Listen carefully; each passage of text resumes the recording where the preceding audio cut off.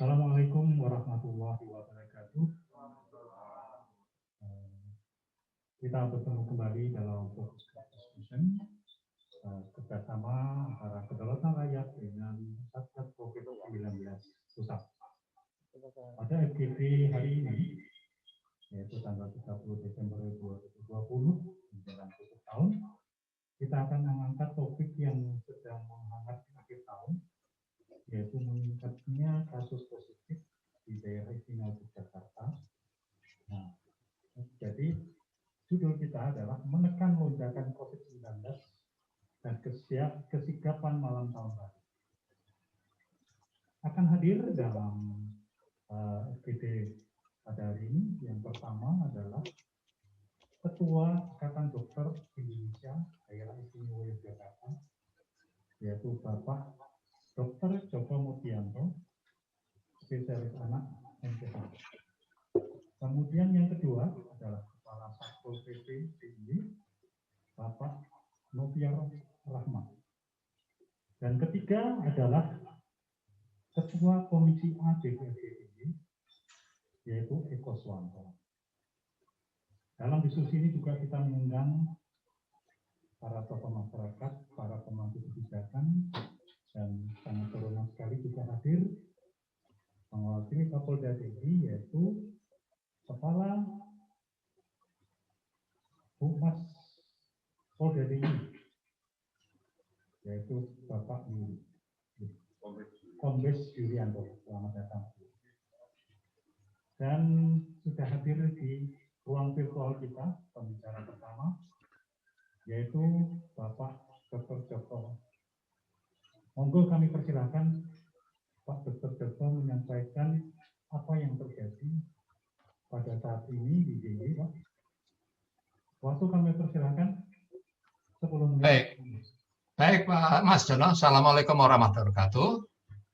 Mas Jono, suara saya terdengar? Dengar. Baik.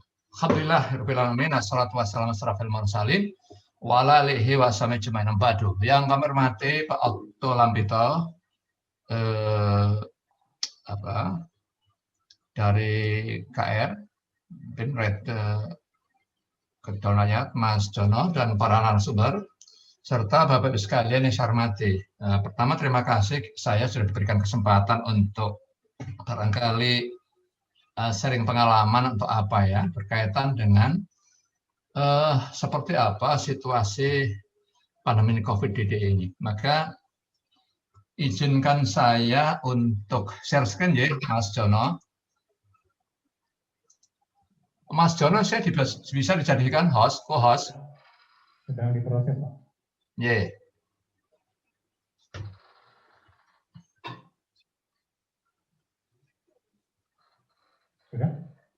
Sudah semua, Pak? Oke.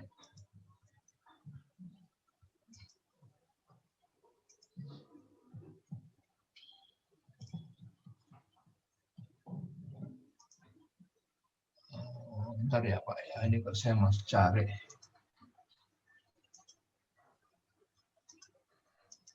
Bisa ini.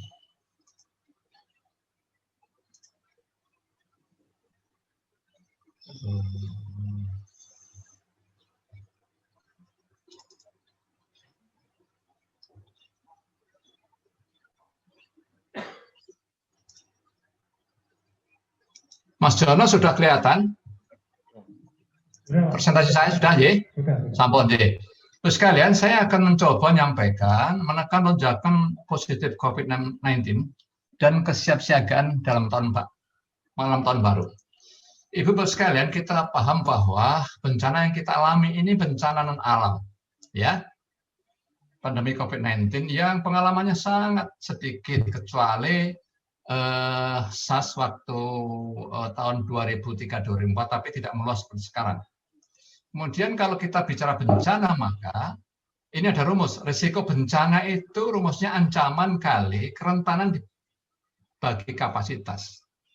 Kalau tingkat kerentanannya tinggi, maka risikonya tinggi. Sebaliknya, kalau kapasitas kita itu tinggi, maka risikonya menjadi kecil. Gitu ya.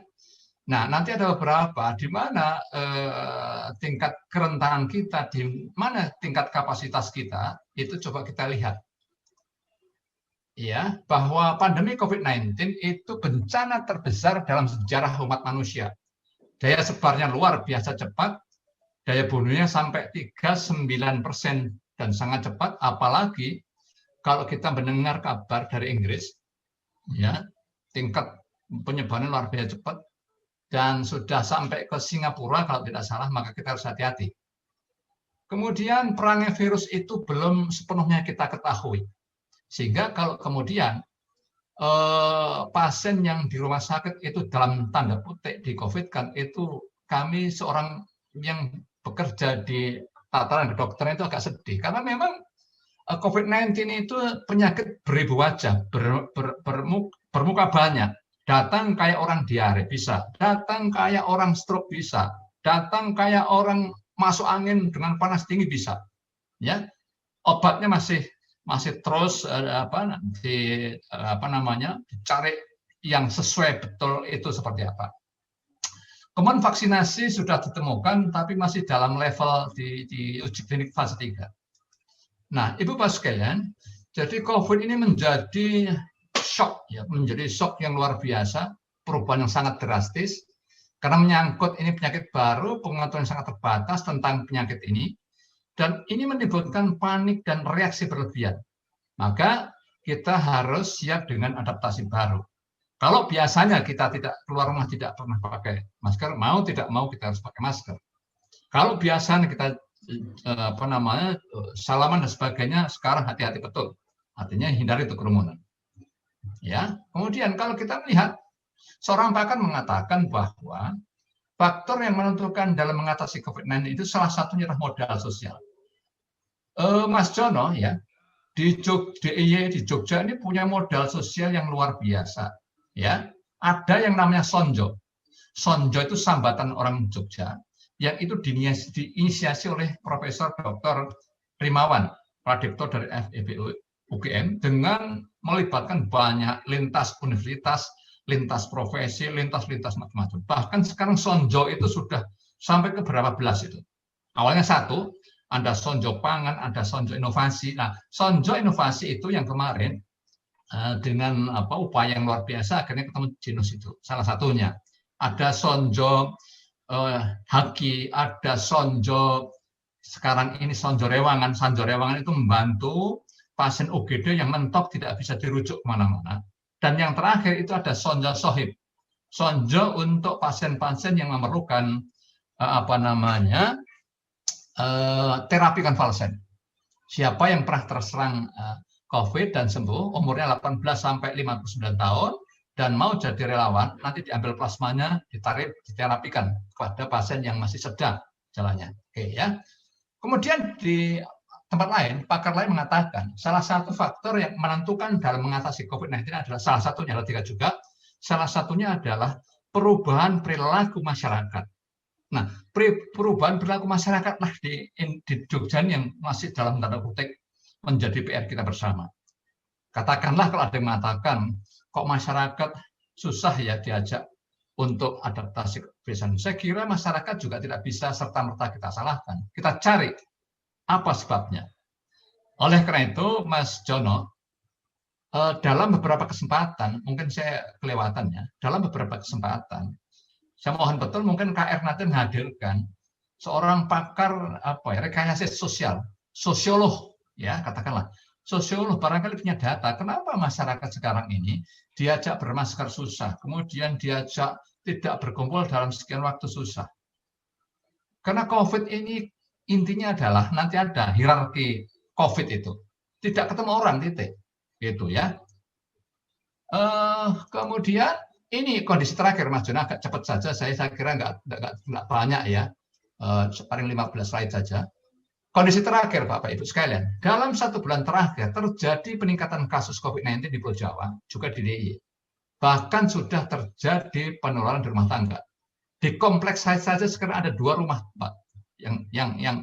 Yang pertama itu ada 1 keluarga, itu yang positif 3. Yang baru-baru ini ada 5, yang jelas positif 1. Ya, jumlah kematian pasien COVID-19 meningkat drastis dibanding beberapa bulan yang lalu. Pildes, libur Natal, dan Tahun Baru dengan tingkat kunjungan warga luar DIY ke wilayah DIY yang tinggi, sangat potensial terjadi lonjakan kasus bila tidak dikendalikan dengan baik, ya, dengan terukur, dengan terstruktur. 4. Adanya ancaman varian virus baru Corona 19 yang sewaktu-waktu bisa masuk DIY.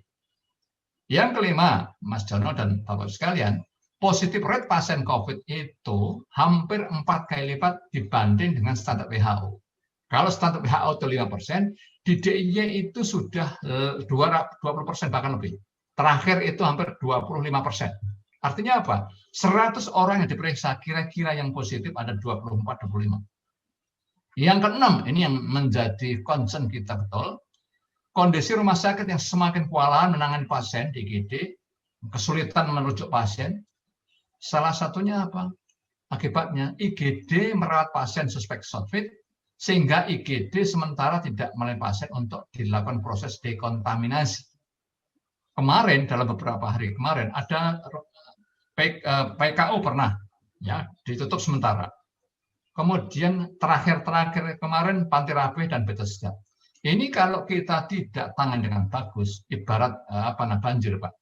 Kalau hulunya itu kita tidak rekayasa dengan bagus, kita tidak tangani dengan bagus, terstruktur, terukur, koordinasi, ya, kerjasama, kolaborasi, maka akan banjir, Pak. Sudah, percayalah itu. Itu hukum mengatakan begitu, ya. Nah, coba kita lihat di gambarnya, Pak, Mas Jono, ya, dari Maret. Ini, ya, kasus konfirmasi itu semakin naik. Nggak tahu sampai kapan melandai.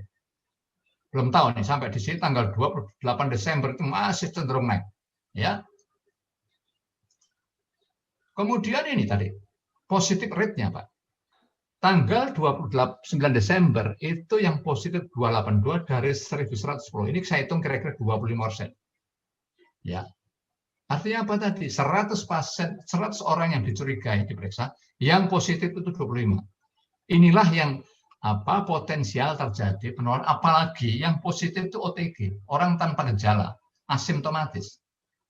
Ya. Oke. Kalau orang bergejala, insya Allah bisa kita hindari. Ya, sehingga kenapa memang nanti akan kita lihat, Pak, bentuk hierarkinya itu seperti apa. Ini saya kira sama, ya. Ini juga begitu. Ini masih seminggu yang lalu. Di Indonesia itu positif rate-nya justru lebih tinggi, Pak. Waktu itu kita masih 25. Ya. Bapak sekalian, ini saya kira belum seminggu yang lalu, ya. Saya kira kalau lihat fotonya sudah pasti di Malioboro. Apa yang terjadi? Kita berdoa moga-moga seminggu 2 minggu lagi maka tidak panen di kita, sehingga paling mudah, ya, saya di lingkungan saya saja sudahlah, pokoknya jangan keluar rumah. Keluarganya Mas Jono jangan keluar rumah minggu terakhir nanti. Keluarganya Pak Okto nggak usah keluar rumah. Ya gimana lagi, kan memang nggak bisa dibentuk. Silakan wisatawan masuk, tapi kalau bisa orang Jogja semua di rumah. Karena memang akhirnya apa, Mas Jono? Akhirnya ya menyelamatkan diri sendiri akhirnya, karena sudah tidak bisa dibendung lagi, ya itu. Nah, faktor pendorong transmisi itu apa?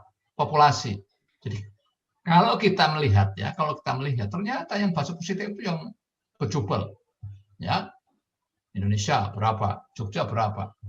Kemudian perilaku perjalanan. Kalau masih terjadi perpindahan orang dari satu tempat ke tempat lain, sangat mungkin terjadi transmisi. Nah, cuci tangan pernah dicoba ini, tapi beberapa tahun yang lalu, ya. Ini masih mungkin belum tidak valid karena ini sebelum COVID, ya. Insya Allah COVID kemarin kami mencoba untuk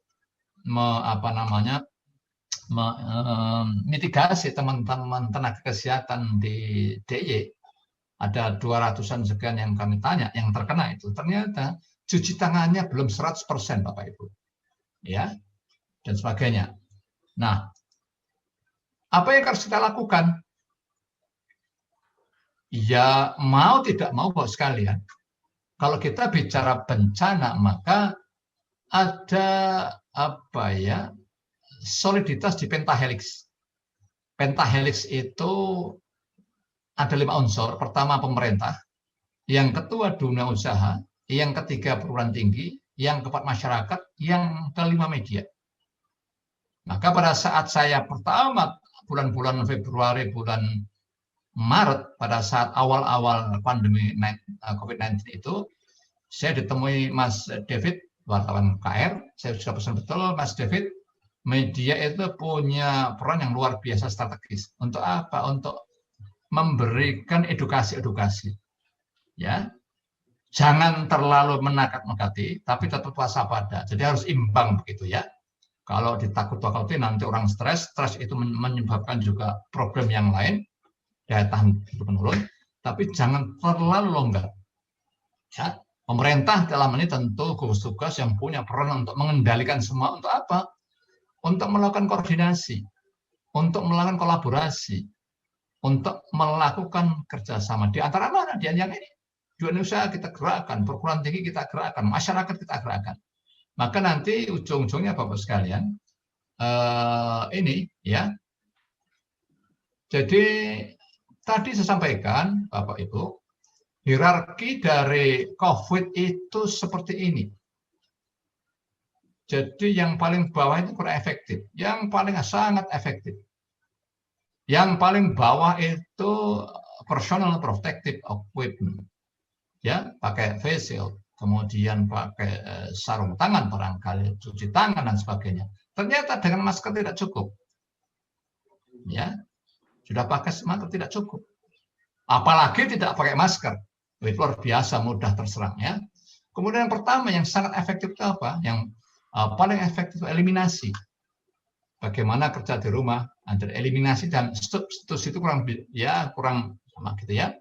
Kemudian bagaimana mencegah terjadinya transmisi? Ya jangan jabat tangan, kemudian jangan menggunakan alat yang sama, ya dan sebagainya. Kemudian jangan hindari kerumunan yang dalam jumlah besar. Jadi foto tadi dilihat dari hierarki kontrol COVID ini sudah nggak kena sama sekali. Jadi kalau kita bisa menghindari ya kerumunan itu sudah tindakan yang paling efektif untuk terhindar dari COVID. Nah kalau sebaliknya bagaimana? Ya kita lihat saja nanti. Kita berdoa moga-moga seminggu 2 minggu lagi kita tidak panen, Pak. Semua sudah capek. Dokter sudah capek, perawat sudah capek, Pak Polisi sudah capek, Pak Pol PP sudah capek, masyarakat sudah capek. Maka bagaimana ini harus segera kita selesaikan? Kalau ibarat perang, katanya ahli perang itu, katanya ya, 3-4 bulan itu sudah waktu yang paling maksimal. Artinya kalau perang itu sudah berkepanjangan, semua jadi capek, Bapak Ibu. Ya. Kemudian substitusi. Jadi termasuk saya kemarin minta izin Mas Jono, mohon maaf saya tidak bisa ketemu langsung karena umur saya sudah di atas 60 tahun, sehingga kalau bisa dari rumah saja untuk menghindari tadi kerumunan tadi. Apalagi tempatnya tertutup, ventilasinya tidak lancar, tertutup begitu, itu hati-hati. Ya. Karena kalau yang hadir di sini 10, mohon maaf itu, sesuai dengan tadi, 10 itu kira-kira ada yang 2 positif, cuman mungkin nggak bergejala, kan begitu Pak. Jadi harus hati betul. Kemudian engineering, ya rekayasanya apa? Jadi kalau orang yang sudah positif, ya kita isolasi, ya. Kemudian kalau ada orang ketemu yang sudah bergejala dan belum ada hasilnya, ya karantina 14 hari gitu. Oke. Nah, kemudian Bapak Ibu, bagaimana pencegahan dan pengendalian di penularan ini sesuai dengan pedoman penanggulangan COVID-19 yang revisi 5. Coba bayangkan Pak. COVID ini belum setahun di Indonesia. Pedoman penanggulangannya sudah direvisi sampai 5 kali. Artinya apa? Penyakit ini, COVID ini luar biasa perkembangannya ya. Jadi waktu ke waktu berubah pedomannya sampai 5 kali. Pertama, tadi disampaikan di muka, pencegahan dan pengendalian di masyarakat. Maka bagaimana Bapak Ibu sekalian, di akhir tahun baru nanti kita sadarkan kepada masyarakat Kalau memang tidak perlu sama sekali, tidak usah keluar rumah. Kalau keluar rumah, gunakan masker. Kalau perlu maskernya double, Pak. Mas Jono. Ya. Kemudian bagaimana bagi tempat-tempat yang mungkin nanti terjadi kumpulan massa? Kalau di Jogja barangkali titik nol, ya, mungkin Malioboro, maka harus kita tertibkan betul. Ya. Tapi tentu pada kondisi pengumpulan massa yang berjubel kayak begitu, psikologi mengatakan, masa ya tidak mungkin kita buat jarak. Ya. Tidak mungkin 100% yang hadir itu pakai masker, tidak mungkin. Maka sangat potensial untuk terjadi penularan. Kemudian pelindungan kesehatan pada masyarakat apa ya? Bagi pasien-pasien yang mungkin belum gejalanya masih ringan atau mungkin tidak bergejala tapi dia confirm, ya kita harus betul-betul isolasi. Nah, di mana letak modal sosial kita, Bapak Ibu? Dan ini barangkali sudah banyak dicontohkan di banyak tempat. Di tempat kami, Bapak Ibu, ini ada yang terdampak jadi positif. Kami isolasi, kemudian kami sengkuyung bareng. Keluarga itu kami minta untuk tinggal di rumah. Kebutuhan makan kita cukupi dari RT, ya. Kemudian laundry-nya kita atur sedemikian rupa sehingga betul-betul rumah itu memang terisolasi, tidak akan menebar kemana-mana. Gitu. Jadi kalau konsepnya sonjo itu TNT, tonggo ngerumat tonggo. Nah, kalau tonggo ngerumat tonggo dari RT yang paling kecil atau dari keluarga itu bisa kita lakukan dengan baik dan masif di seluruh DIY, maka harapannya adalah COVID ini akan segera bisa kita hentikan. Karena kuncinya apa? Kalau lihat hierarki tadi Bapak Ibu, ya eliminasi sudah. Jadi jangan ketemu orang, sudah. Kalau kita tidak ketemu orang 2 minggu saja Bapak Ibu, ya. Kemudian yang positif kita isolasi, itu dengan sendiri akan turun dengan sangat signifikan. Ya. Jadi berapapun rumah sakit kita sediakan, berapapun IGD kita siapkan, berapapun dokter siap, berapapun perawat siap, percayalah. Kalau di hulu, kalau di komunitas itu tidak kita rekayasa dengan baik, ya, dengan masif, dengan kerjasama 5 atau di pentahelix tadi, saya khawatir Bapak Ibu, kita akan repot. Ya, sudah di depan mata, bukti. Seminggu yang lalu Bapak Ibu di Sonjo itu membantu dinas kesehatan untuk mencarikan rumah sakit.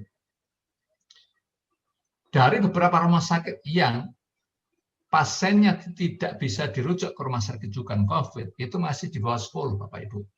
Hari ini berapa Bapak Ibu? 18. Kalau ini kita tidak serius, saya tidak mendoakan ya. Ya. Minggu depan, 2 minggu lagi bisa 30. Apa yang terjadi? Saya khawatir rumah sakit akan lumpuh. Kalau rumah sakit lumpuh, semuanya akan rugi. Bapak Ibu, ini bukan menakut-nakuti, ini fakta yang ada. Sehingga tetap saja waspada, ya, tetap tenang. Tapi mari kita mulai dari unit yang paling kecil. Dari diri kita sendiri, ya. Maka tadi saya sampaikan saya tidak ngikut di Hotel 101 karena saya menyadari saya akan menghindari dulu pertemuan dengan orang. Itu masing-masing. Saya harus pakai masker. Bapak Ibu, saya itu kalau keluar rumah pasti maskernya double. Apalagi di rumah sakit. Saya di kamar operasi. Jadi kalau saya di kamar operasi maka maskernya double, pakai face shield, pakai gaun. Untuk menghindari itu. Kenapa? Tidak mungkin saya menolak pasien untuk operasi. Karena kegiatan-kegiatan operasi harian itu harus jalan. Dan sebetulnya saya punya hak untuk nolak. Tapi kan tidak mungkin dalam kondisi begini. Kasihan nanti ya. Pasien-pasien yang memerlukan perawatan non-COVID itu terbengkelai kalau nggak hati-hati. Karena saking takutnya. Ya, jadi kita ulangi lagi, mulai diri sendiri. Yang hadir saat ini, yang mendengar, mari kita mulai dari diri sendiri. Kemudian meluas sedikit ke keluarga. Tertibkan keluarga, disiplinkan keluarga. Kalau di keluarga itu banyak keluarga jadi RT, kita coba disiplinkan RT. Kita sampaikan ke RT. Sekali lagi tidak menakut-nakuti ya. Saya mohon Bapak, Ibu, tolong jangan salah tangkap. Ini saya tidak menakut-nakuti, tapi ini realita, fakta di lapangan. Sudah melampu merah yang betul-betul hampir hitam itu kalau nggak hati-hati. Ya, nanti kalau RT sudah bagus, RW nanti terus begitu. Maka insya Allah DIY itu aman berkendali. Ya. Kemudian yang kedua, pencegahan dan pengendalian infeksi di fasilitas pelayanan kesehatan. Saya kira sekarang ini Bapak Ibu, hampir tidak ada institusi yang sesibuk rumah sakit dan puskesmas. Luar biasa. Saya kasihan dengan teman-teman. Teman-teman dokter itu sudah capek, betul. Teman-teman perawat sudah capek. Tapi secapek-capeknya dokter, perawat, dan tenaga kesehatan rumah sakit, ia harus mau berkorban. Bismillah. Nah, oleh karena itu, kami mohon masyarakat juga membantu kami. Karena kalau kami nanti lumpuh, yang rugi adalah masyarakat. Kalau kami tidak melayani, yang rugi juga masyarakat. Ya, saya kira itu Mas Jono yang bisa sampaikan. Dan untuk sekalian, mohon maaf, sekali lagi saya tidak dalam kapasitas untuk menakut-nakuti, tapi ini bentuk peringatan kepada kita semua. Saya bicara data, ya, saya bicara fakta, bukan asumsi lagi. Jadi kita dalam keadaan sekarang ini lampu merah yang betul-betul memerlukan kerjasama semua pihak, memerlukan kolaborasi semua pihak, ya, memerlukan koordinasi semua pihak untuk mengatasi bersama-sama. Ada Pak Polisi, ada Pak Satpol PP, ada Bapak dari anggota Dewan yang terhormat, ada media dan sebagainya. Kita semboyong bareng bagaimana ini kita coba kendalikan COVID-19 DIY ini. Ya, bukankah DIY ini istimewa? Ya, maka bagaimana cara penanggulangannya pun dengan cara-cara yang istimewa. Bukan cara-cara yang biasa lagi, Bapak Ibu. Ya, saya bicara begini karena mohon maaf, saya itu sudah biasa bekerja di area-area emergensi. Saya dokter anestesi, sehingga pasien-pasien yang kami rencanakan pun otak saya itu sudah berpikir apa yang kira-kira bisa terjadi nanti terhadap pasien kondisinya dalam kondisi emergensi. Saya sudah siapkan semua. Ya, jadi sekarang ini kondisinya sudah tidak biasa lagi, maka tindakannya sudah luar biasa. Jadi tindakannya sudah extraordinary, tindakannya sudah tidak biasa-biasa lagi Bapak Ibu. Kalau tindakan kita biasa-biasa, moga-moga kita tidak ketinggalan. Katakanlah misalkan, upaya kita itu sudah lari Pak, tapi COVID-nya itu lari cepat, ya kita ketinggalan. Ya, katakanlah kita sudah, wah ini sudah serius, wah ternyata COVID-nya sudah lebih serius, kenapa? Ini buktinya. Kalau kita lihat grafiknya tadi naik terus, mestinya kalau kita sudah kerja begitu, mestinya turun begitu. Ini naik terus, artinya apa? Kecepatan COVID-19 itu kayak deret ukur. Maaf ya, moga-moga saya salah. Kita menanggulangan itu pakai deret itu, ya ketinggalan terus. Maka moga-moga ke depan, Bapak Ibu, mari kita sengkuyung bareng ya. Kita mulai dari diri sendiri dulu.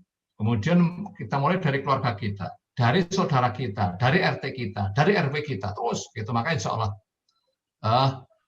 kita akan bisa menghadapi COVID ini dengan baik, sehingga dalam waktu tidak lama lagi COVID-19 di DIY ini bisa dikenyahkan.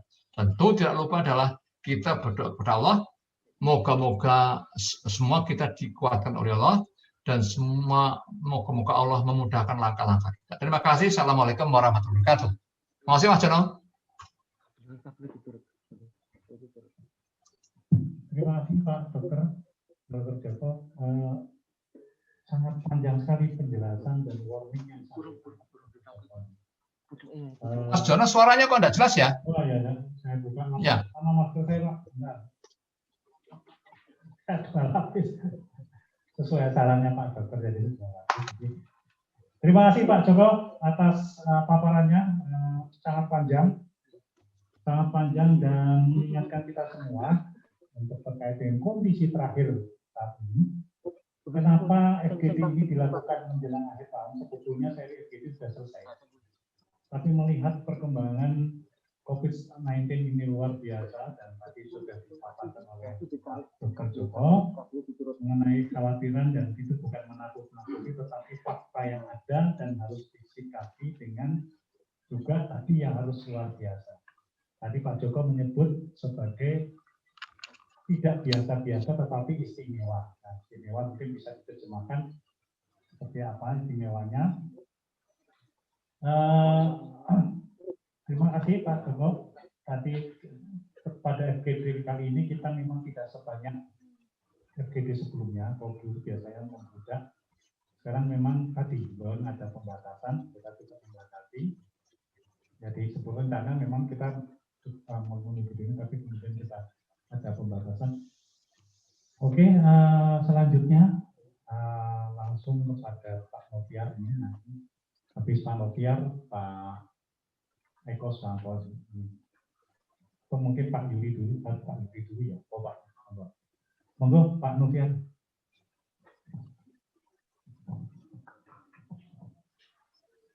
Assalamualaikum warahmatullahi wabarakatuh.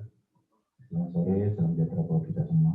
Yang kami hormati Pak Eko Ketua Komisi Ada DPD, Pak Yudanto Kabit Humas Polda, Pak Dr. Joko, dan hostnya Pak Jono serta Bapak-Bapak semua yang hadir pada kesempatan sore hari ini. Izinkan pada sore ini kami menyampaikan terkait dengan tindakan-tindakan kita dalam melakukan penekanan lonjakan positif COVID-19 dan kesiapan malam tahun baru. Adapun kami dari OPP sekaligus juga sebagai koordinator PAM Gakum dalam penanganan COVID-19 di DG sudah melakukan upaya-upaya dalam melakukan pencegahan penularan COVID-19 mulai dari bulan April sampai dengan hari ini. Insya Allah kami bersama-sama dengan TNI Polri setiap hari melakukan kegiatan dan semenjak bulan April sampai hari ini belum pernah libur. Termasuk tanggal merah hari Minggu, Lebaran pun, kemudian hari Natal pun tetap melaksanakan tugas. Data-data yang sudah kami dapatkan semenjak bulan April, tanggal 1 April sampai 29 Mei, kegiatan yang kami lakukan adalah membubarkan kerumunan serta melakukan edukasi memakai masker yang pada saat itu kita kesulitan sekali mencari masker dan kami membubarkan 2.564 kerumunan di bulan April sampai Mei dan memberikan edukasi masyarakat memakai masker sebanyak 14.136. Kemudian di bulan Juni sampai dengan 30 Juni itu membubarkan kerumunan dan edukasi masker itu kepada 1.705 kerumunan, kemudian melakukan edukasi pemakaian masker pada 9.266 masyarakat. Di bulan Juli jadi kita diganti, yaitu karena pada saat itu ada wacana akan melaksanakan new normal, maka tugas kami adalah mengecek protokol kesehatan di tempat-tempat usaha di bulan Juli, melakukan pengecekan kepada 9.581 tempat usaha, serta melakukan tindak lanjut pengaduan masyarakat sebanyak 502 pengaduan. Agustus kita mulai melakukan operasi non-sisi dengan menemukan 5.924 pelanggaran. September sejak ditetapkannya Pergub 77 tahun 2020 melakukan operasi non-sisi, pelanggarannya 12.154 pelanggaran. Oktober 9.459 pelanggaran, November itu 8.026 pelanggaran, dan mulai 1 Desember sampai dengan hari ini itu kami menemukan 6.600 pelanggaran. Dari seluruh pelanggaran-pelanggaran yang kami temukan ini, kami melakukan penerapan sanksi sesuai dengan Pergub nomor 77, yaitu dalam bentuk kerja sosial, termasuk kami juga sudah membubarkan beberapa kerumunan, termasuk salah satu event nasional yang diadakan di Jogja, skuter kami bubarkan, salah satu kafe tempat hiburan kami segel beberapa minggu yang lalu, kita segel juga karena melakukan pelanggaran, dan ada 59 yang sekarang menanti untuk dilakukan penerapan sanksinya yang lebih tegas lagi. Dari seluruh pelanggaran-pelanggaran ini ada data-data yang perlu kita ketahui bersama bahwa dari seluruh pelanggaran ini yang paling banyak melakukan pelanggaran adalah yang berumur 20 sampai dengan 30 tahun dengan mata pencarian atau pekerjaan adalah pelajar dan mahasiswa. Yang seharusnya kalau ini kita ada kota pelajar, harusnya kan pelajar mahasiswa ini sebagai tulang punggung atau sebagai agen perubahan. Tapi dalam kenyataan ini yang paling banyak melakukan pelanggaran. Kami melakukan penjagaan ini di 33 titik destinasi wisata di sepanjang pantai Merapi sama Bali Semo. Dan itu kami lakukan setiap harinya. Kemudian karena kasus positif di akhir bulan Oktober sampai dengan bulan November, terus ini juga meningkat di bulan Desember, maka kita mau mencoba untuk menggerakkan seluruh komponen masyarakat untuk bisa melakukan pencegahan ini. Kenyataan yang kita temui, disiplin masyarakat itu semakin hari bukan semakin bertambah, tapi semakin berkurang. Jadi kalau angka kami ini semakin bulan ke bulan menurun, bukan berarti bahwa pelanggaran semakin atau kedisiplinan makin meninggi, tidak, tapi adalah memang kami hanya melakukan 7 titik. Tidak mungkin kami dari Satpol PP TNI Polri bisa menjaga masyarakat itu 24 jam penuh di berbagai tempat. Hanya di beberapa tempat yang kami anggap untuk bisa diberikan edukasi. Kemudian beberapa waktu yang lalu kita juga sudah membuat surat ke Bupati Wali Kota, misalnya Ketua Gugus Tugas DIY, agar menggerakkan seluruh gugus tugas yang ada di tingkat provinsi, kabupaten, kecamatan, kelurahan, dan seluruh komponen masyarakat untuk bergerak. Namun kenyataannya hal ini juga sulit dilakukan karena terbatasnya penganggaran yang ada di kecamatan dan di kelurahan. Kita ini tanggap darurat di bidang kesehatan, bukan tanggap darurat di bidang ekonomi. Tetapi dalam kenyataannya pada saat refocusing anggaran sampai ke tingkat desa, seluruh anggaran desa itu sudah dipangkas semua dan diberikan untuk bantuan ekonomi semua. Sehingga untuk penegakan protokol kesehatan di tingkat bawah itu tidak ada lagi, sehingga untuk menggerakkan juga sangat sulit. Kemudian kesadaran masyarakat juga terhadap protokol kesehatan ini juga belum sepenuhnya. Artinya menurut kami kita belum semuanya untuk serius penanganan COVID ini.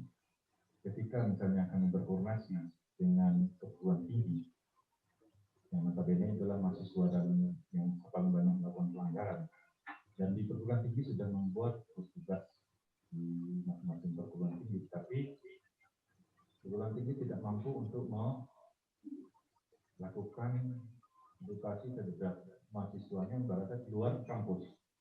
Kalau di dalam kampus alasannya bisa, tapi di luar itu tugasnya Satpol PP. Nah, ini yang kesulitan kami, karena semua yang berada di luar kampus itu menjadi urusan Satpol PP, jumlah kita semakin berkurang.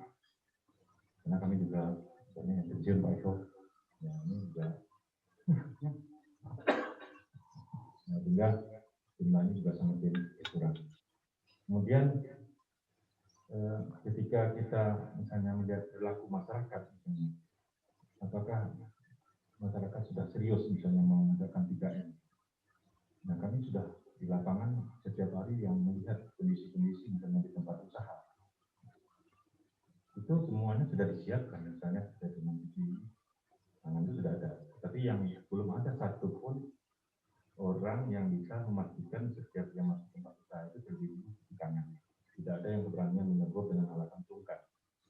Ketika misalnya kita juga berada di lingkungan, ada yang tidak memakai masker, itu tidak semuanya yang mau menegur dengan alasan sungkan.